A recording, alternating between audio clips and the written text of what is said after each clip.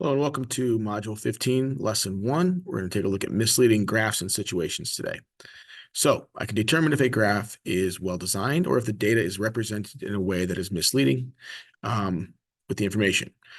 So in 1997, there was a 14-year-old named Nathan Zoner who showed 50 classmates a report of deaths caused by the deadly, dangerous chemical dihydrogen monoxide. Okay. So he said that 43 of 50 students, when he gave all this data, said that this dihydrogen monoxide should be banned because it caused deaths. Okay. Well, come to find out that dihydrogen monoxide is water. It's H2O. Okay. Zona received the first prize at the Greater Idaho Falls Science Fair for his experiment, How Gullible Are We?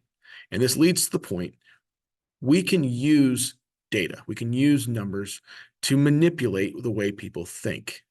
The way we phrase things can make people think a certain way. We need to be aware of that.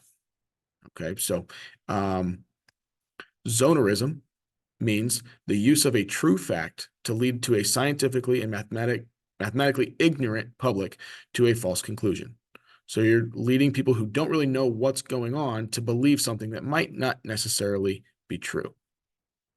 Okay, it's your job to verify such claims. How can you do that? Say, I don't know when you don't know.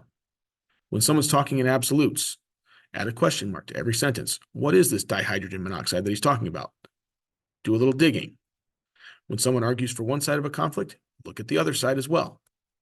Google everything. Admit to yourself that you don't know. These are ways that you can avoid being led down a path that might not make any sense. Okay, learn about your biases. Okay, data is often presented in graphs. What should you look for in a well-designed graph? They must have a descriptive title, labeled axes, so X and Y, scales that are easy to interpret, a key, a minimum number of distracting features.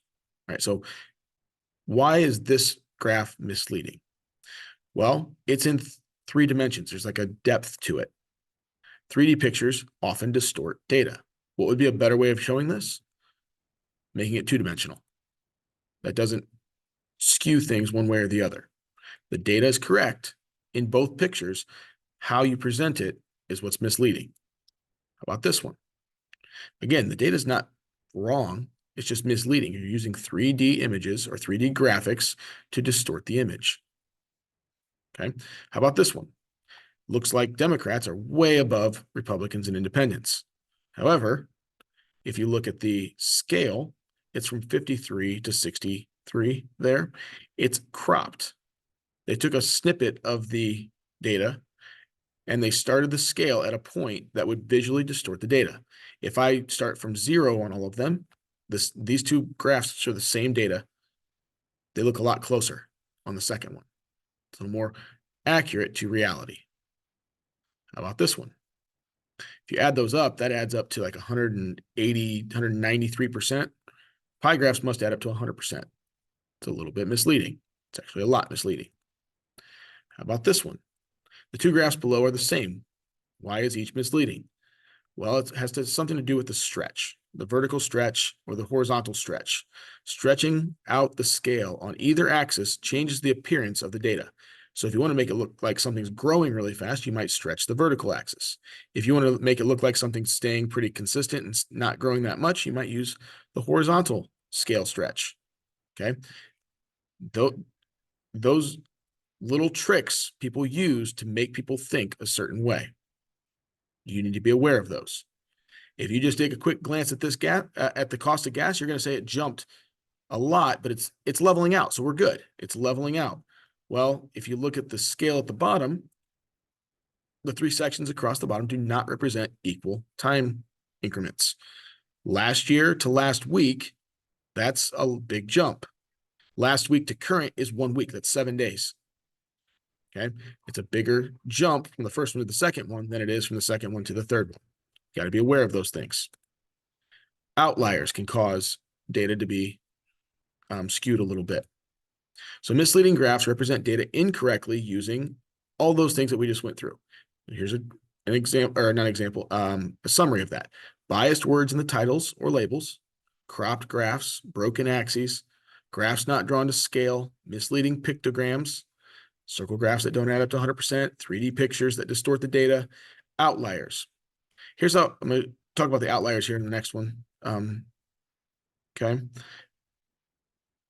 The amusement park advertises, we have the highest roller coasters in the country with the average height being 175 feet. Why is this statement misleading? Because of one outlier. One huge roller coaster brought the average way up. If you do the average of all the other ones, Viper, Monster, Red Zip, and Riptide, you're going to get 117, which is way less than the average of 175. Now, if you add all five up, the average is actually 175. If you add them up and divide by 5, it is 175. But that's brought up so much by the one giant roller coaster. You need to be aware of those types of things. Last one. A researcher asks 5 people, how do you get around from place to place? 3 people stated that they use their motor vehicles. 1 person said they use the city bus. The last person said they carpool with friends and neighbors. So the researcher concludes only 60% of Americans use their vehicles to get around. Well, mathematically, he's right. He or she, whoever the researcher is correct. 3 out of 5 is 60%. However, 5 people is not enough people to ask to represent the entire population of America. Okay, that's kind of ridiculous, actually, to say 5 people represent the whole country of the United States. Okay, being aware of these things is important. Okay, so that wraps up our first lesson on misleading graphs. We'll move on and look at more situations in the next lesson.